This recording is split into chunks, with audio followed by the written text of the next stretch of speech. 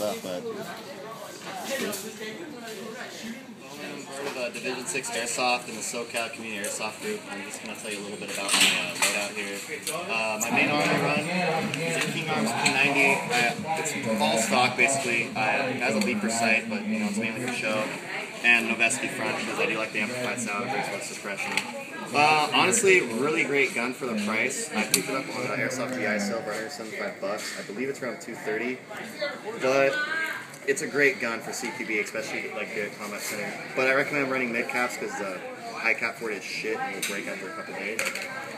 Sidearm I usually run is of course, everyone's favorite spring shotgun, UTG, whatever, Bravo 1. It's a rebrand, of course. I bought it used, and it's one of the most fun arms I have used in the game, honestly. I get more kills with this than I do with the P90. It's all. You can't really go wrong with the spring shotgun, generic vest, not looking for anything serious, but I will be upgrading to a Molly belt.